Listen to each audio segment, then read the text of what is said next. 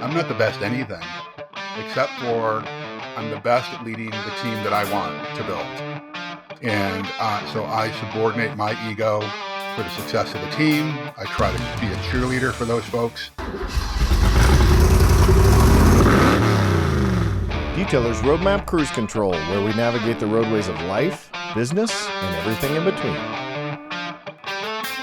Hey guys, it's Kevin Davis from the Cruise Control Podcast, brought to you by Detailer's Roadmap. I'm going to be here with my friend Larry Broughton, who I've had an opportunity to spend some time with before. Super great guy, great leadership man, great entrepreneur, and someone that I've really leaned into for his guidance and his wisdom.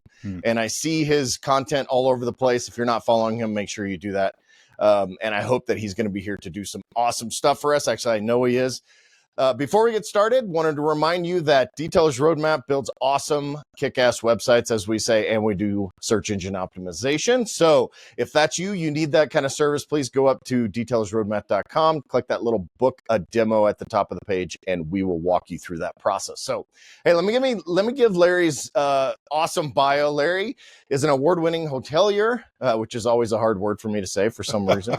Entrepreneur, CEO, best-selling author, keynote speaker, and former U.S. Army Green Beret. CBS News called Larry the nation's foremost expert on leadership and entrepreneurship, while the host of Travel Channel's hit show Hotel Impossible says he's among the top hospitality experts in the country. His upbeat, creative approach to business and life has been featured in newspaper, magazine articles across the country, and has been a recurring guest and expert on news and TV programs on pretty much every major television and cable network.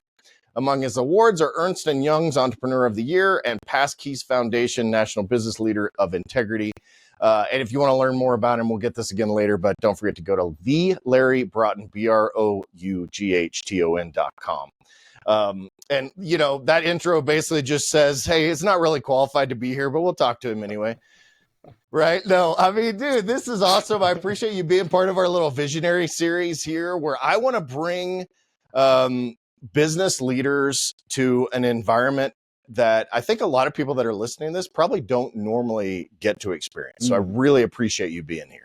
Kevin, it is so great to see you again. I love what you're doing out there. I love your podcast. I love how you're helping folks lean into what I call their fullest potential.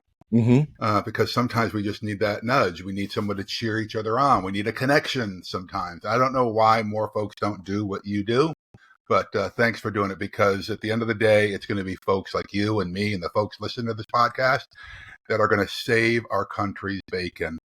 It is not going to be government, right? I'm sorry. Don't want to blow anyone's bubble, right? But more folks have been lifted out of poverty through entrepreneurship and capitalism than any other social program ever created. So for the folks that are listening here today, go get them. Yeah, go, 100%. Go get them. Yeah. 100%. Hey, one of the questions I always ask my guests on this particular podcast is this: we want your superhero backstory, right? Like all superheroes, in whatever arena that they run in, all have a backstory, and you can take as long as you want. Yeah. But I always like to set the foundation that this is the person we're talking to, not like, hey, I've done this, and I've hit these numbers, but like who you are. Yeah. Because I think that helps us understand how we can identify with you in order to do what you do. Yeah, that's such a great question. I wish more people would start relationships like this. There's a great YouTube video, and I'll lead into this. And I wish I could just give you the URL for the YouTube video, but it's basically Arnold Schwarzenegger talking about who do you want to be, not what, who do you want to be, and like you said, it's not the awards, it's not the accolades, it's who are you? So who am I guess? Well, I'm a dad to start with. Okay. That is above and beyond anything else. And, when I was younger, before I was a father, I didn't think that was such a big deal. I mean, I'll be honest with you. Yeah. I had a father, of course, but like a lot of us, it wasn't a great relationship. I learned now that he had just a different teaching style than I have. I learned from him by watching him, right? But I'd realized once I became a father how important love is. I know that that's nutty. I know a lot of people don't get it. Yes, I was married, but I really felt like love at that time, before I had my daughter, was this zero-sum game. Like if I love my dog this much and I love my wife this much, I've only got this much left for my child. And I just didn't know. Right. And so I approached life just a lot differently, that I really try to just love people. And that includes my team members, that includes investors, that includes my clients. And so that whole thing comes from, again, we're talking about being real, we talk about my hero story. If you think about Joseph Campbell's, hero's journey, I was a broken, wounded young person. I was a broken, wounded teenager. I was a broken, wounded young adult. I was broken and wounded before I went into the Green Berets, And I thought that's how life was supposed to be. But it was from that brokenness and that wounding, once I started kind of realizing that I do have influence in some spaces, and really starting to look inward. And that was a lot of the help from my former spouse. It didn't always come across sunshine, lollipops, and rainbows, but it was like, get your act together, brother. You need a therapist. I love her. I really do. She's happily married, and we get along great. But had it not been for that pushing, I never would have had to turn inward and say, okay, God has gifted me with all these opportunities in my life. What are you going to do with all of that? And so I was in Boy Scouts. That's really where I started to learn about leadership stuff, and all the different styles of leadership. And that's not just one style, and you don't need to copy someone else's style to be an effective leader. And it's really about, getting the best out of the folks that are in your charge. These aren't minions of yours. We're supposed to be serving them, So, but there are times when you must be an autocratic, command and control type of leader. But then there's other times you have to be more of an ally or friend type of thing. So it was during those youthful years that I learned this stuff in Boy Scouts, and then as a co-captain of my wrestling team and that type of thing. But then getting into the Green Berets, that flipped my world, realizing the power of these small elite teams, 12 guys. You can go in and you can topple a country, when you're all subscribed to the same vision, when you're all subordinating your personal agenda for the success of the mission. And what I've learned over the years, Kevin, is that you can take that same philosophy and apply it to business. Right? And too many of us, I have found, make things overly complicated in business, number one. Number two, we tend to hire off of resumes and then can't figure out, why is this person not fitting the team, instead of doing some strengths assessments and personality assessments. I've heard you guys with some of your guests in the past talk about Myers-Briggs and some of these other personality assessments. I'm a big fan of those, because when you're building small teams, like a lot of our listeners here today, they may be solopreneurs or they may have small teams with them. It's really important that you share the same core values, and that, Kevin, your strengths are augmenting my weaknesses and my strengths are augmenting your weaknesses, so we're not duplicating efforts. And but you can do amazing, powerful things. And I guess finally, one of the superpowers that I have, I've got a couple, I guess, but one of them is I can take complex ideas and see through the BS and say, okay, here's what we really need to do. Here's what the core of our challenge is. Listen, I'm not the best marketer. I'm not the best finance guy. I'm not the best operations person. I'm not the best anything, except for I'm the best at leading the team that I want to build. And so I subordinate my ego for the success of the team. I try to be a cheerleader for those folks that I bring on the team. And the other thing is, I realize I have a superpower of seeing potential in people that they oftentimes don't see in themselves. And I think more leaders should have that. That when you see, I think we assume sometimes that the folks that are on our teams, or even other people in the business arena, that they don't need to hear from me how great they are. That barista doesn't need to hear, oh, thanks for serving this with a smile, or thanks for the effort you put into this. We don't know what's going on inside that person's head. And if you just get in the habit of complimenting other people, not disingenuous stuff, but generally when you see someone doing something great in that moment, it doesn't need to be world changing, life changing, but somebody's really put effort into it. To recognize that, I have had, this is not an exaggeration, I've had people pull me aside and said, you have no idea how much I needed to hear that right now. I was ready to, you can fill in the blank. Yeah. Because I've had it happen over and over and over again. I was ready to quit. I was ready to walk out. I was ready to give up on my marriage. I was ready to like unalive myself. So many things, because I just make it today for me, it's just part of my consciousness to cheer people on. And so that's probably the most powerful superpower that I've got. Yeah, it's funny because I actually had this happen. I too try to do that. Like I really try to put effort in. And I was getting on a plane probably a month and a half ago. And when I got on the plane, and you know, this is their job, right? But they don't always do this in a way. So this woman, and she's probably mid-30s. I'm 50. And so there's a risk, right, in complimenting a young woman, you know, a younger woman. Yeah. But she was one of these people that smile and engage with her whole face. Yes. Like her, and in particular, her eyes. Yeah.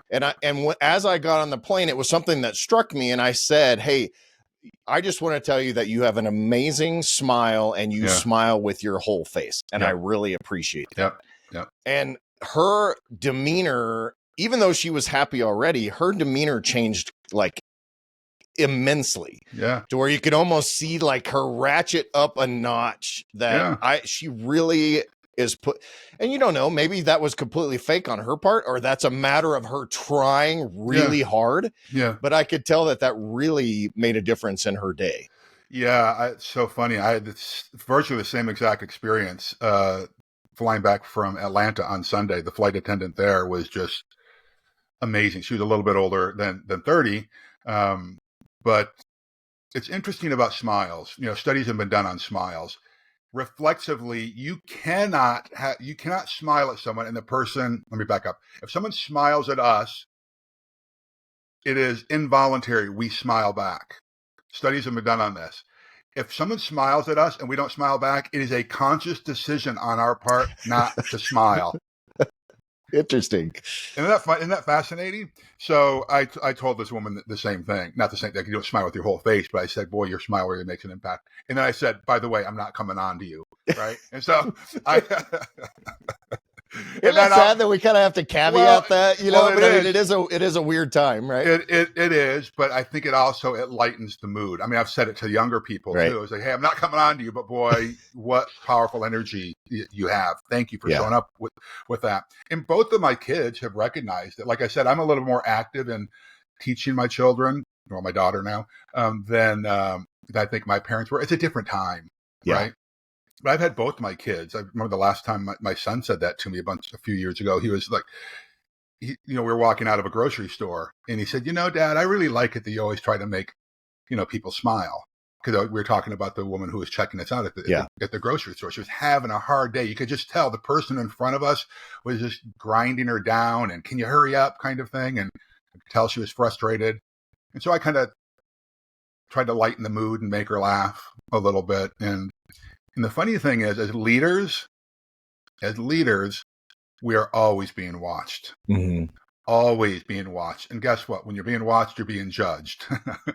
Right? Like, I'd do it that way, or I wouldn't do it that way. Or boy, Larry's really acting like a jerk today, right? Yeah.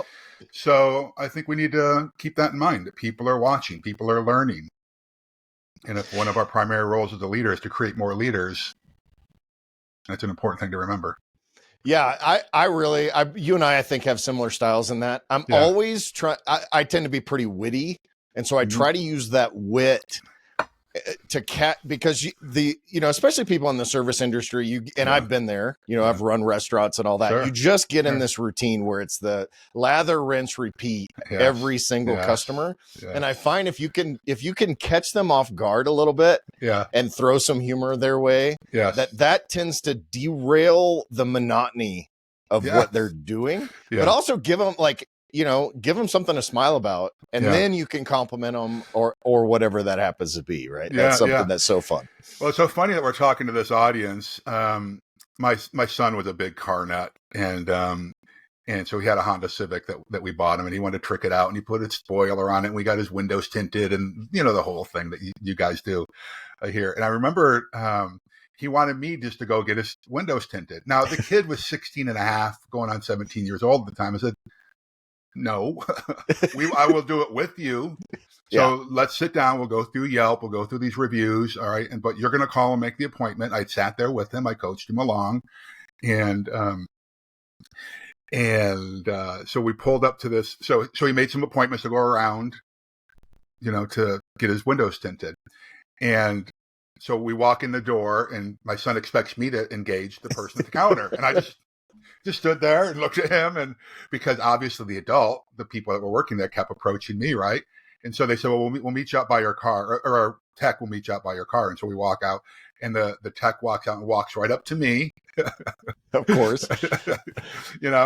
And started talking. And thank goodness my son said, this is my car, and it was really good because this person immediately shifted gears, changed their tone a little bit, didn't talk down to him like, oh, you're just a kid.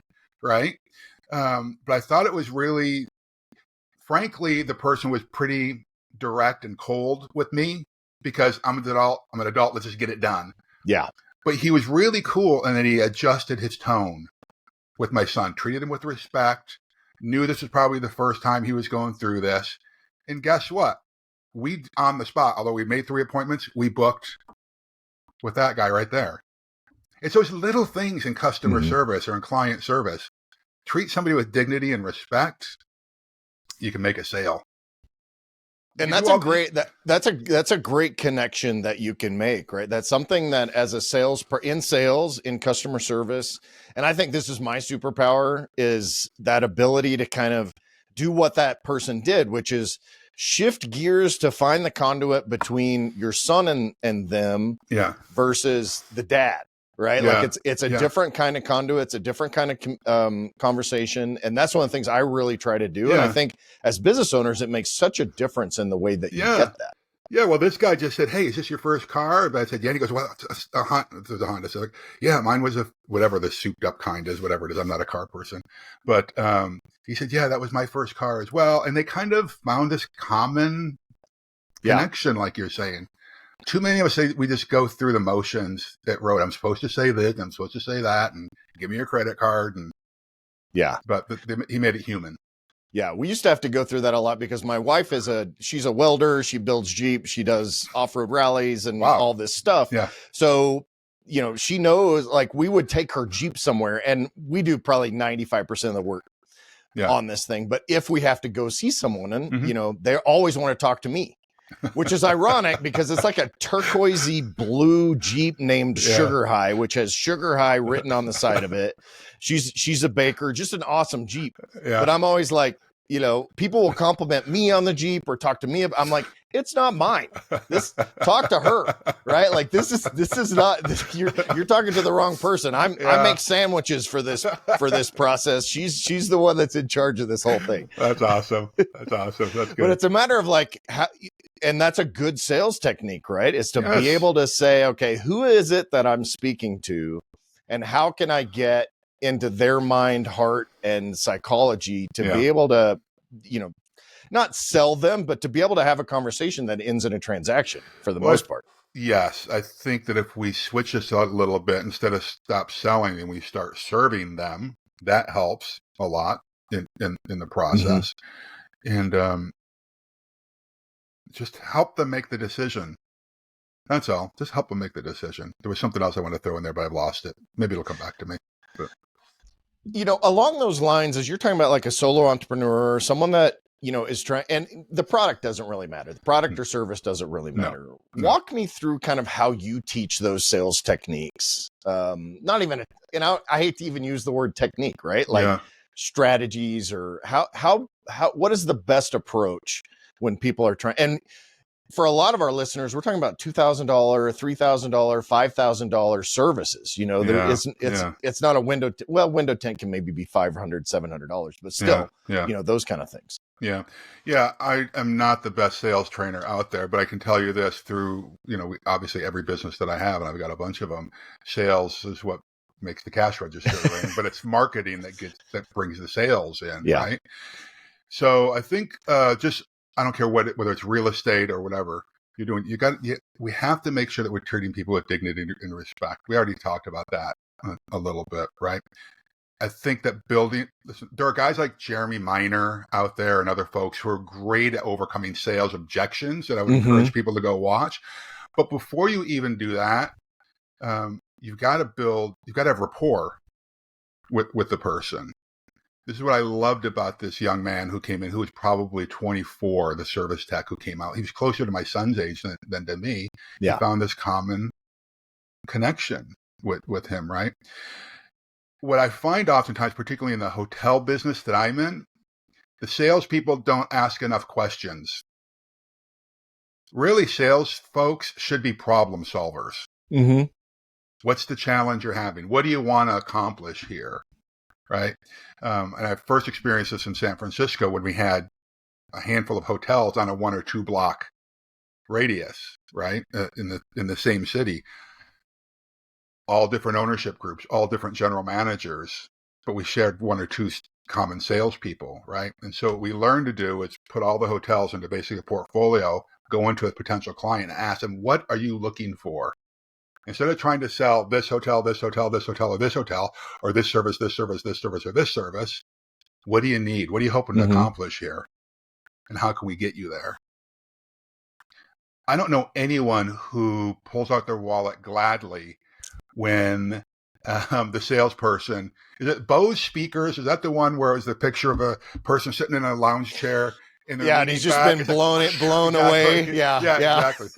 I don't know anyone that buys from salespeople like that, but I see salespeople like that all the time. I get DMs on LinkedIn from salespeople like that all the time. How about just asking questions? How can we serve you? What are you looking for? We may not even be the right product or service for you, right? So again, I'm not the best sales trainer. I know how to hire sales trainers, salespeople, but build relationships. At the end of the day, we need to stop thinking about the people who are giving us money as customers. Customers are transactional, and think about them as clients. Right. Clients are relational. Yeah. A good client will make referrals for you. They'll come back. Oh, I got a tinting here. Now can I get a wrap? If people offer these same services, right? Customers are one-time transactional out the door and you never see them again.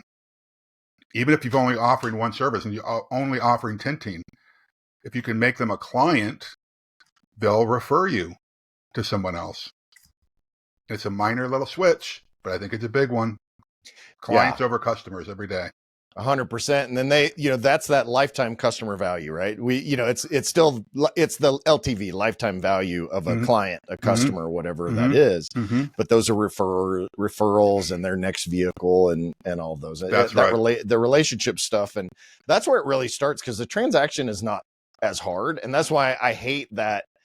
I mean, and those guys that do it, they're really good at it. But this whole overcoming objections thing, which basically means, how can you talk someone into something that they may or may not actually want, right? Because there's always that feeling that you've been finagled or tricked or whatever. And, I've been around a lot of salespeople that are like that. And I'm always like, dude, I don't do that. Like, that's not my thing. I'm with you. This is why I'm suggesting if you ask questions and help them solve the problem, you may not even have the answer, but if you could help them solve the problem. In the hotel industry and other businesses that I've had, we've had to say, we're not right for you, but try them. Yeah. They might be really good. And by the way, I think a forgotten element of sales is the follow-up. How many people actually call after they've done the window tinting 3 to 5 days later and just say, hey, how's it working out? Everything working out for you? How you like that? How long does that call take? Even if you get a voicemail. Yeah. I mean, Not very long, 30, less than a minute, because most of them are going to send it to you, send it to their voicemail anyway. So that makes it even faster, because you could just follow up and say, hey, it's Kevin. I know you got your things done. Appreciate you doing this elite package with us. I want to make sure that it's, it looks the way you want it. I want to make sure your car is as cool as we thought it was going to be. All of those things, right? It doesn't take that much effort to be able to do that. It does not, but it builds the relationship, which leads to a client. Yeah. So simple little things. 100%. Go ahead. I was just going to say, 85% of the people you're never going to hear from again, but those 15%, what's the most costly part of running a business? Client acquisition, usually, right? Yeah. There's 15% you don't need to go after again.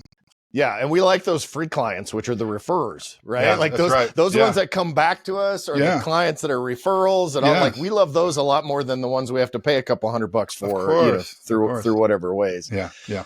I know your wheelhouse is leadership. Obviously, that's a huge one for you. Let's kind of break it down. If I'm a single operator, one of the struggles I think these guys and gals have is, all right, when do I hire?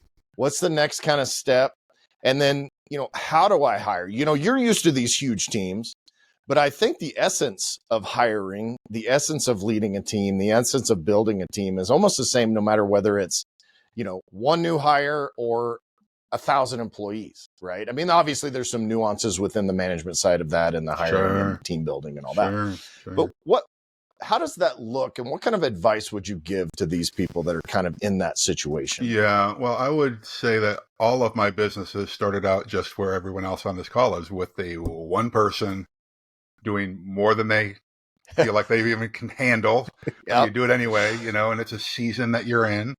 I mean, unless you're highly funded, right, and you've got investors or you've got a big bank account, it's going to be scrappy in the beginning. What I like to do is identify three things, really. I call it MIC. It's 3 letters, so it's MIC, right?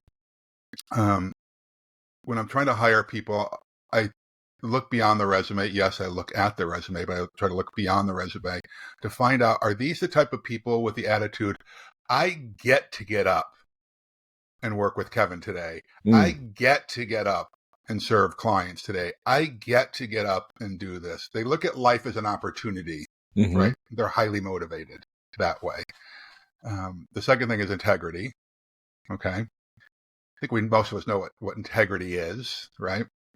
The challenge is that motivation without integrity is dangerous. There's a lot of people sitting in jail, or should be in jail, I should say, that are highly motivated who lack integrity. I think we call that politics, right? Is that what we call that? We're thinking the same thing, brother. We have a firewire between our heads here. Yes, absolutely. Yes, and elsewhere, but mainly politics. Yes, but motivation without integrity is dangerous. So we want people to have lots of integrity, which means they're not going to give up the company secrets. It means they're not going to take your book of business and go someplace else, right? It means they're going to show up on time. As they're doing business, as they're putting tinting in the car and they see a $10 bill on the floor of the car, they're not going to slide that in their pocket, right? Right. That's integrity kind of stuff. And the third thing is capacity, the capacity to grow. And to me, that's the whole potential thing, right? Because it's so frustrating for me on my part to hire someone who's highly motivated, lots of integrity, and then because of my drive building the empire, we outgrow them. And it's not their fault, because they're highly motivated. They got lots of integrity, but they just haven't been able to keep up. Right. And so I'm looking for people. It doesn't mean because you're 60 years old, you're at the end of your life cycle. I just mean that they're dedicated, they're lifelong learners, and they're trying to constantly grow and move closer to their fullest potential. So those three things I think are super key for any industry, any size of an organization. And then, as we had talked a little bit earlier, we touched on it, I would do some personality assessments, whether it's Myers-Briggs, the Colby A Index, Clifton Strengths Finders, to make sure that they're sitting on the right seat on the bus, as Jim Collins talks about, right? And by the way, if you've got time, really figure out, is there a personality match? Because you could hire someone who is highly motivated, full of integrity, got capacity, but they're a jerk. Right. That's not going to work either. So what's the point in this? It takes some work. to do this, to have good hires. And don't despair if you hire someone and it doesn't work, because that's just part of it. No, there are no perfect hires. This episode is brought to you by Detailer's Roadmap. Hey, spoiler alert, that's us. We all know you need a kick-ass website in order to be successful with your business. The good news is, at Detailer's Roadmap, kick-ass websites, that's kind of what we do. With the latest performance, designs, and SEO strategies, Detailer's Roadmap is your one-stop shop to be successful on the web. And don't forget, we have the best support team in the industry. Whether you're an existing partner looking to improve your lead generation or you need a brand new website, Detailer's Roadmap is here to help you be successful on the web. So go to detailersroadmap.com/success and get started today. That's detailersroadmap.com/SUCCESS. Right. You know, there are people who can interview well, or people will lie when they give you a reference because they may have fired them, but they don't want any kind of legal lash. And so it's a risky business hiring people, but don't let that, prevent you from growing your business. So I do coaching and mentoring, as you know, as well. And we were on a group call. What's today? I guess it was on Tuesday. And one of my early coaching clients was on there, and she was out there facing the world, putting this big picture out there. She was speaking at events, and she was selling these high ticket offers for her business, right? But kind of, I could see that she was hustling on just a little too hard for the size of business that she was portraying. And so she finally called me one day, and thank goodness we've been friends for a few years. And she said, "I've got to be honest with you. I need your help." I said, "Well, if you want my help, you have to be honest with me. Like, really, like, you got to open up the books." And so she said, so I asked her, "How much revenue did you do in the trailing 12 months? And she said, "I'm embarrassed to tell you." I said, "What is it?" $41,000.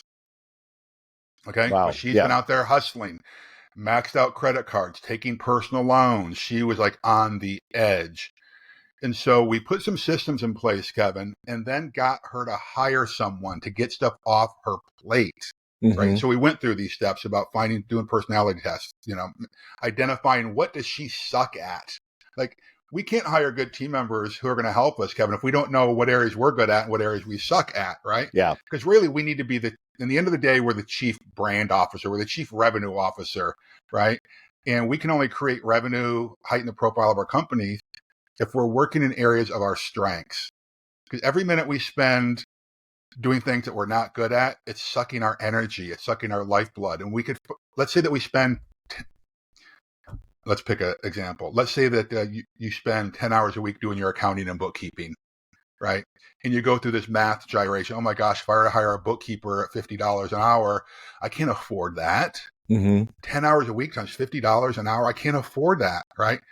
But what takes us 10 hours a week might take an expert an hour a week, right? And so we did that with this woman, and she got on the call to report that just like 3 hours, not 3 hours, 3 years later, 4 years later, she's going to break the $2 million mark this year. Wow. That's awesome. This month for the trailing 12. Yeah. Right? Because why? Because she hired someone. Now she has 13 employees. Half of them are virtual assistants from the Philippines. I have one of those. Yeah. I think they're great, right? We've got a team of them as well. And the other half are here based in the U.S. She couldn't have done that had she not had the courage to say, "Yep, I'm going to have to take the risk. I'm going to have to hire someone." And by the way, over the last 4 years, some have worked and some haven't.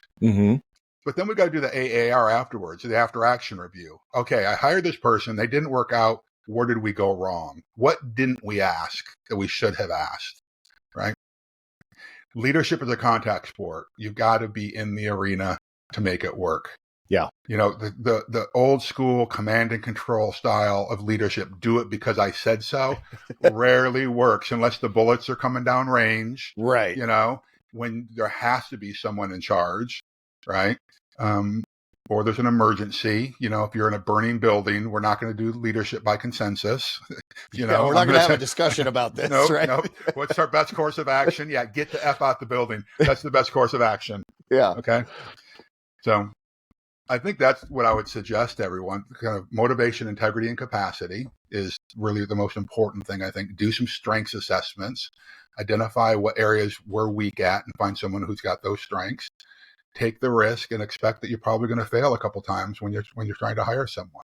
Yeah. And, and setting that expectation up front almost with these new hires too, especially when you're small, because if you're just working with one other person, it's like, hey, we're feeling each other out here, right? Like Yes, you may end up point. not wanting to work with me, and I may not end up wanting you to work with me, right? Like that's, you don't want to set it up like we're going to fail, but like have that open and honest discussion that, we're kind of figuring this stuff out, right? Yeah. Yeah. And that way the person feels invested. Mm-hmm. Right. And say, hey, as you're learning the ropes here, tell me what things you're really enjoying, what things you're not enjoying. Yep. Again, it's communication. I mean, I don't know if we've talked about this before or not, but when the pandemic hit, I was getting calls because I went very public. I mean, I'm generally a public person with, people can reach out to me and through social media, and I tend to usually respond, or, I go on these podcasts and people track me down. I was doing a lot of podcasts and TV stuff back then. But I was getting all these messages from people who are saying that their leaders have gone dark on them. Wow. They didn't see them. They didn't hear from them. And sadly, I think that's more common than not. There are a couple of folks I follow online now who they point out they receive emails and messages from folks on how bad their managers and leaders are. And they read these messages online. And so in some ways, I think it's probably more common than people like you and I are aware of, because we're constantly trying to improve. We're trying to grow. We're trying to learn, expand our horizons. We're reading books all the time. We're active learners. I'm not sure that most people who are leaders and managers are like that. My sense is that most people who moved into management and leadership positions were at one point a good technician. Yeah. And because they were a good technician, someone thought that they might be a good manager or a great leader. And oftentimes it's a completely different skill set than what they were doing before. Yeah, we always contrast that with just because you're really good at something doesn't mean you're good at teaching it either. That's right. And leadership is a lot of teaching in that way. Sure. And so that's something we talk a lot about as well, because it's like, there are really qualified teachers and people and coaches and leadership and all that stuff, but there may not be not everybody can do it. Yeah, listen, there's a big difference between being a technician or a tactician and being a teacher. Totally different skill sets. Now, obviously, you can learn to be a good teacher, but I remember in martial arts, my twin brother, who is a world-class Hall of Fame martial artist, he's a great technician for sure, but he had said at a young age that he wanted to be the best possible teacher that he could possibly be and create more black belts. And he's out doing that. Right? Because for some reason, he and I are nutty. We're always thinking about legacy, right? How do our efforts outlast us on this earth, right? And so he knows how many black belts he's produced and what generation black belts they are. And so we need to think about that same thing. I still get a kick, I'll get a message from a team member or an employee that I had 20 years ago, and they'll send me a message and say, hey, I still remember that leadership lesson that you shared with me, or that I just got promoted. I got my first general manager's job, or I now own my own business. And that still resonates with me. That's about legacy. Yeah. Right? Yeah. We talk about legacy a lot in those terms, right? Like it was funny because I'm getting ready to go so my daughter's dating a guy, and this guy was either going to be, this is the good one. Right? Like we've been through a series of not good ones. But like this guy on paper was either going to be a serial killer or like the guy we've been waiting for. Right. Yeah. Because he's that kind of guy. But I started thinking about, I read this book by Dennis Rainey probably 20 years ago called Interviewing Your Daughter's Dates. And, if you're listening, stay with me because this will make sense. But the premise of this is that as a dad who has daughters, I need to connect with this young man to help him be a better man in the context of dating my daughter. Yes. And I think what you're suggesting is the same thing in leadership, right? Like our job as leaders, business owners, entrepreneurs is that we want to help people be better and whatever they are in their lives have that success and however that's defined.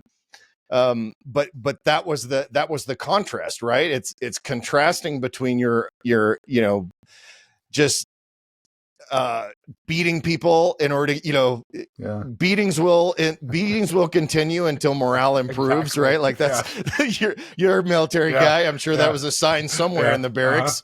But like it's contrasting that between how can I lead in a way that shows not only I want to be a leader and build my business, but I want to build them up as people. Yes. Right. Yes.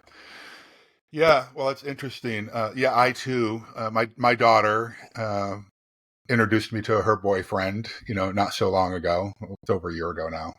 And they're quite serious now. And he had commented to me about that he knew from my daughter that I have very high expectations. Yep. As you should. You wouldn't let somebody take your brand new car without at least having a conversation. Right. Why would you let them take your daughter? That's right. Exactly. Yeah. Well, and it's the same way in our business, though. Everyone on the team needs to know that we're not expecting perfection, but we are expecting excellence. Right. Mm-hmm. And he got this. And, we built that type of relationship again, because we communicated. I hear this from friends of mine who don't like their daughter's boyfriends. So they don't talk to them. And I was like, well, it seems to me like if you don't like it, you need to talk more to them. Don't avoid the tough conversations. And so it wasn't so long ago that he approached me and he said, I know it'd be really important for you that before I ask Emily to marry me, that I ask you. Yeah. It's like, that blew me away, because who does that? Not nowadays. But because she did the homework, I did the homework on him, I felt comfortable with it, right? I think it's the same way when we're building teams in business. People can't meet our expectations if they don't know what they are. They're certainly not going to know what they are if we're not communicating with them. But here's the thing, Kevin. Communication takes courage, particularly, difficult conversations. I hear it all the time from folks. I spoke at an entrepreneurial conference in Atlanta this past weekend, and so I did the keynote, and then I do these breakout sessions. We call them hot seats or jam sessions. And people would come up and they'd say, hey, here's the challenge I'm having with my team, or here's the challenge I'm having with my business partner. And it's like, well, have you spoken to them about it? No. Nope. Well, how would I do that? It's embarrassing, or it's hard, or that's how you start the conversation. This is going to be an embarrassing conversation, or this is going to be a difficult conversation, and then lean into it. Yeah. Yeah, I actually just had one of those myself with my business partner. Yeah, just going through, and it did take me a little while because I wanted to be able to formulate, you kind of have to run through the emotions of what you want to talk about. Your sometimes it's a loyalty issue. Sometimes it's like, what does this look like? And, all of that stuff. But those conversations have to happen. They have to happen. If someone was in your business, like changing the AC filters or whatever you would have someone do, right? And they're, taking their shirt off, for example. Yeah. Like in the middle of your lobby, right? You're not going to be like, I would feel uncomfortable having that conversation with this guy that just took his shirt off in the middle of my lobby, right? Like you're going to have that conversation. I would have no problem with that at all. Zero. But like there are a lot of times when people, like, it's almost that severe. Like it's almost that obvious that we need to have these conversations. So I think that's great advice for people. It is. Well, here's the thing. I think once you start having a few of the conversations, the small ones first, it gets easier to do it. I had a former, I won't even say, a former female team member that worked in our home office, and I had to send her home twice because she wore too revealing blouses, right? Yep. And there were people who were like afraid to have the conversation with her. It's like, sorry, this is too distracting. This is not the type of place you look. Right. So sorry, you got to go change. And once you start having those conversations, they do indeed get easier. There's a book so one of the things that my business partner and I do in our coaching and mentoring thing, we run this book club called Leaders Are Readers Book Club, because I'm so charged up about learning. I want people to read more. But the book that we just did last month was called Comfort Crisis by Michael Easter. And it's a book about overcoming physical discomfort you work out, you go to the gym, Yeah. right? Think about, had you not gone into the gym the first time, you wouldn't be the fit guy that you are today. But boy, it was uncomfortable, right? And even today, it's probably, It was uncomfortable this morning, that's what I Larry. was I'll gonna tell you say. right now. Right. But what's the payoff, right? And so then you can tap into these difficult times we've had in our life where it's been really uncomfortable to say, I made it through that. I can make it through this, right? Mhm. And so we have to actively seek out uncomfortable situations in these Yeah. conversations. In leadership, most of the uncomfortable things come down to communication. And so how do you do that? Like anyone who's listening, if you want to grow your business, you have to become a master storyteller. Transformational leaders are master storytellers. Facts tell, stories sell. If you want to inspire your team to greatness, you can give them data points all day long. It's not going to mean anything for them, but you have to be able to tell stories about the potential you see in them. You want to get new clients, you need to tell them about how great they're going to feel in this car when they got the new wrap on it or the new tint, right? Yep. So you have to be a master storyteller. And so you got to have command of the whatever your language is. The easiest way to do that is to read. Read and listen to other people, and then just have the courage to go out and make mistakes. Yeah. The first time someone put tinting on a car or put a wrap on a car, it probably was not flawless. Right. Right? It took practice. Right? And so we just have to get out and do it. Yeah, for sure. Well, I want to be respectful of your time, but I'm curious what you think some of the biggest challenges that small businesses facing right now, right? Like you do nothing but deal with small, medium, and large businesses all day long, every week. What are some of the things and kind of how are you advising them to kind of meet those head on and deal with those kind of challenges? Yeah. Supply chain is a big one. Just actually having access, getting things at the same price that we did even 4 years ago. That's a big problem. And so on that one, too many people never raise their prices or they don't raise their prices enough. My sense is that if you've not raised your prices in the last year, and this is at any time, no matter whether you're in an inflationary time or not, raise your prices until 10% of your clients leave. I like that. Because if 10% leave, then guess what? You've got new margin to fill them in with new higher rated business. Access to capital is a big one. And so how do you get access to capital? Well, there's a variety of ways to do it, but getting lines of credit before you need them, I think, is an important thing. Going to your bank, your community bank, going to your credit union, and just trying to get something lined up, because when you need the money, it's very hard to get it. It's just isn't that funny? You got to show you don't need it in order to get it. Exactly. Yeah. So I would do that. The biggest challenge, though, I think that I'm hearing that folks are facing today is access to team members, to employees who really want to work. That is hard. I'm not sure I've got an easy answer on that. I think you're going to have to go through a lot of applicants to find the right people. But I'll tell you this, there's an adage: people don't quit their jobs, they quit their bosses. And so be the best damn boss that you can be. Listen to them, pay them the best that you can pay them. Have a good work culture. And by the way, pay and time off is not culture. All right. All right. Those are benefits of working at your organization, right? But the culture happens to be around the tone where people work, right? So be kind, help develop them. The State of the American Workforce survey done by Gallup organization shows that 67% of the American workforce is disengaged or actively disengaged. 67%. That's a lot. That's a lot. So how can you get more people engaged, right? Well, it's getting them working in their strengths. When people don't like to show up on time, or they come in and say, hey, is it payday, boss? Or thank God it's Friday, or ugh, it's Monday. It's because they're probably not working in their strengths either, right? Yeah. So there's that. So how do you find more team members? I would start going to trade schools and trying to find high performing kids, young people, I shouldn't say kids, young adults who want to do this, who have some capacity. But we then need, as leaders, need to be willing to invest in them. Right. We can't just hire somebody, throw them into the deep end and expect that they're going to survive. I think that most of the workforces, they're done with those days. They are done.